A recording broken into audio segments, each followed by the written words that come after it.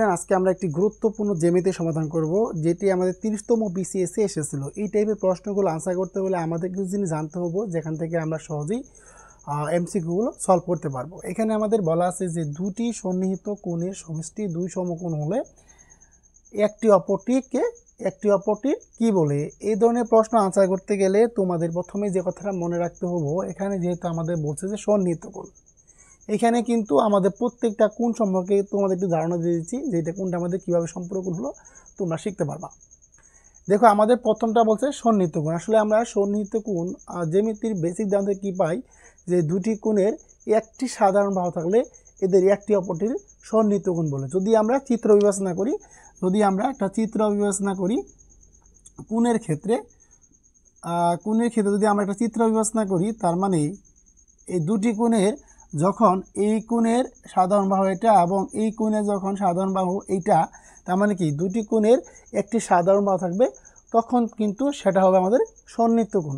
আমাদের সন্নিহিত কোণের কোথাও বলা নাই যে দুই কোণের সমষ্টি দুই সমকোণ। তার মানে আমরা বলতে পারি কি সন্নিহিত কোণকে এটা দুই সমকোণ সমষ্টি সমান হবে না।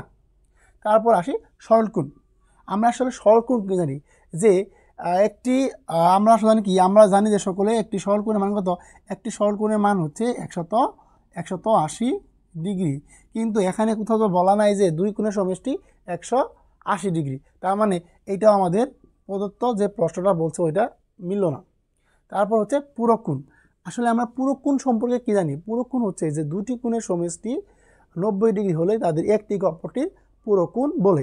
এখানে কোথাও বলা নাই যে দুই কোণের সমষ্টি 90 ডিগ্রি, তার মানে এটাও কিন্তু আমাদের প্রদত্ত অপশন হবে না।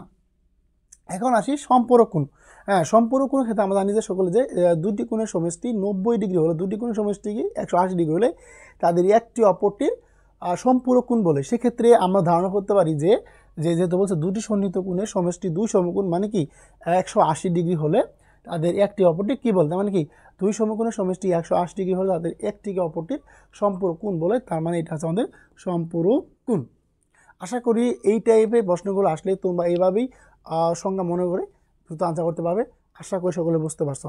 ভিডিওটি ভালো লাগলে অবশ্যই শেয়ার করবা। ইনশাল্লাহ আমরা প্রত্যেকটা বিশেষের প্রশ্ন ধারাবাহিকভাবে তোমাদের সমাধান দেওয়ার চেষ্টা করবো। ধন্যবাদ।